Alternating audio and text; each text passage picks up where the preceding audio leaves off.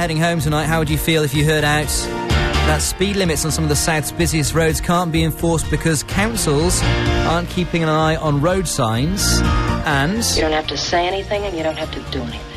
Oh. It's Duffy and Mercy.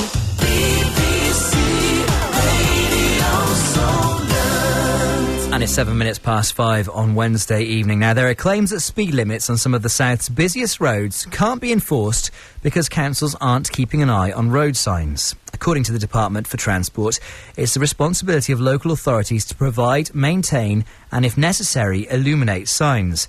Not meeting its requirements may mean that the speed limit is unenforceable. And a motorist from Rownhams in Southampton, who's done a study of one route covering parts of the A35 and the A3024, claims to have found 21 missing or defective signs. Tony Seaton is that man. He joins me now. Tony, good evening. Good evening. And maybe start off by explaining to me why you've done this study. I got involved in the Portsmouth case in Fareham on the A27, Eastern Way, Western Way. And then we took a police complaint and they just completely whitewashed that police complaint. They weren't checking the signs. We complained about Mile End Road coming out of Portsmouth, and yet again nothing was wrong. And I just keep seeing all these wrong signs, so I then just went out and took a few photographs in a notebook, and I suddenly realised I saw 4 signs, I came back with 10 faults, and then realised I got another 2 miles of road to check. By the time I finished, I ended up with 21 faults. So these faults that you talk about, these 21 faults, what kind of things are we talking about here? We've got missing signs, we've got signs that aren't lit, we've got signs that have been covered over with bags, painted grey, they're faded, they're way beyond any recognition of red as a circle.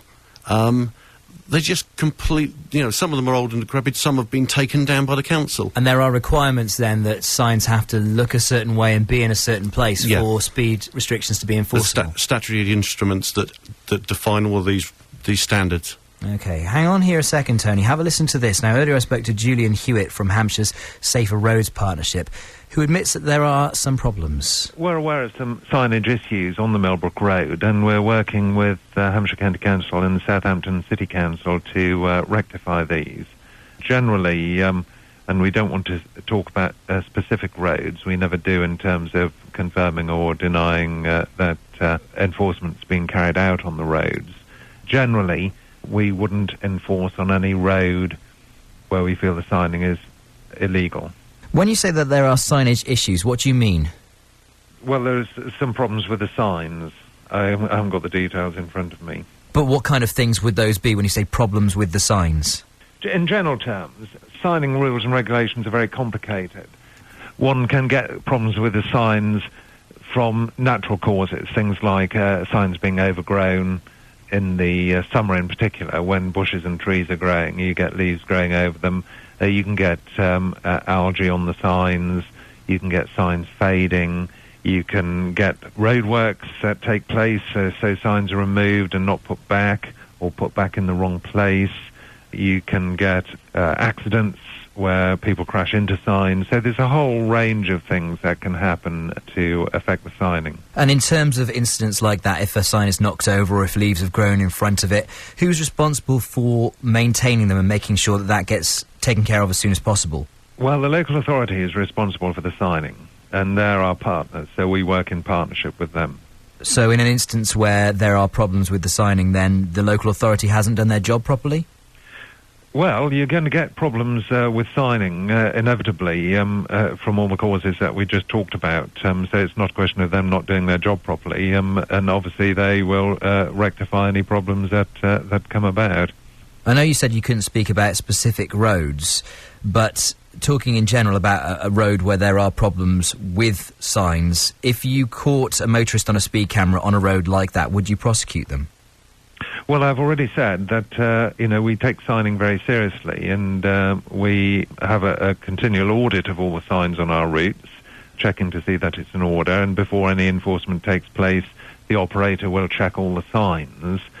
So it's unlikely that any enforcement will take place if there's a problem with the signs, and in particular, if the signs thought to be illegal, then we certainly wouldn't enforce. It depends on the level of problem with the sign and the nature of the problem with the sign.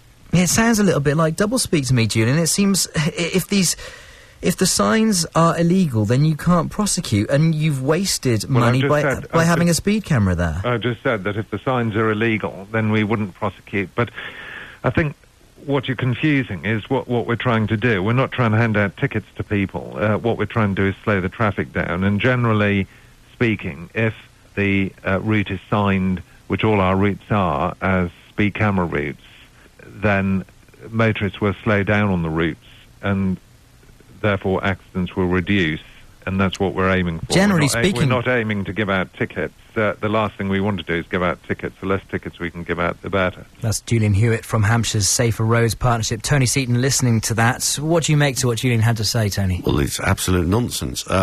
You come off the M27 and on the 271 and you go towards the Totton speed camera, all the signs have been removed.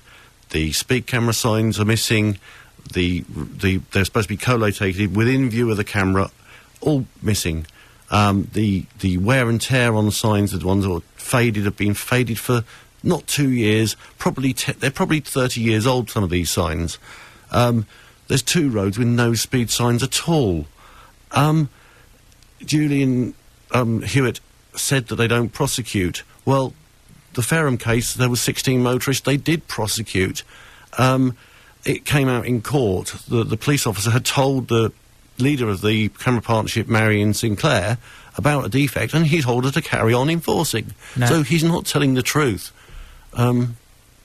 Now, obviously, they're not on to answer those allegations. No. But it's speculation at this stage. If signs are illegal and motorists have been fined for speeding, do you think they could be due their money back? They should be due their money back. They should also, more important, they should get the points sorted out. But the court's making it incredibly hard for people to do that. And we're more or less told in the Fareham case that people other than 16 were told they needed to get a case taken to the High Court that was going to cost around £30,000. They're not prepared to accept their mistakes. They're not prepared to rectify their mistakes, and it's just not right. But they're also telling the courts with a certificate that all the signing is correct. Well, let me just say what the councils in question have had to say about this. Executive Member for Environment in Hampshire County Council, Councillor Mel Kendall, says, "Our responsibility for the A35 is from the River Bridge to the west. We've not had signs in place since a lorry crashed through the gantry, and work has been ongoing to repair the parapet and install permanent concrete barriers along the curb line. The new reminder signs are on schedule to be in place at the end of this week. As far as we're aware, this is the only defect reported by Mr Seaton affecting camera enforcement, which we have a responsibility to correct. We work closely with the Safer Roads Partnership, however, and will of course check reports of any other defects in our area." So you could say Hampshire County Council is holding its hands up and saying we're sorting it. This, though, is what Southampton City Council had to say.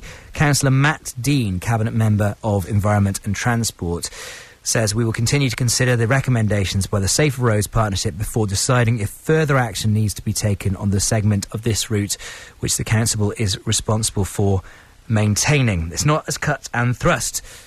What response, Tony, have you had to your complaint? Is it too early to say? It's probably too early to say, but I would say with Hampshire, that's not the only defect. There's about sort of 10 on his side on the Hampshire side of the water. If you come in from the western end of the limit, there are 2 clear 40 signs, but legally they're supposed to be lit, and they're not lit. They're on power poles, but the lights aren't on the top of the power poles. The law says they should be there, and that's, if they're not prepared to follow the law, then they should get rid of the cameras and bag them up. Okay. Tony, we're going to have to leave it there for now. Thank you very much for coming in. Tony Seaton from Ranham's in Southampton there, a motorist who's done a study of one route in Southampton covering parts of the A35 and the A3024 and claims to have found 21 missing or defective signs. Of course, anything we cover on the show, we'd love to hear your comments on. We'd love to hear if you have any horror stories about missing signs near road cameras anywhere in the south. This obviously covers Southampton, but in Dorset on the island, 0845 30 30 961 is the phone number. BBC Radio Soulland. Let's get an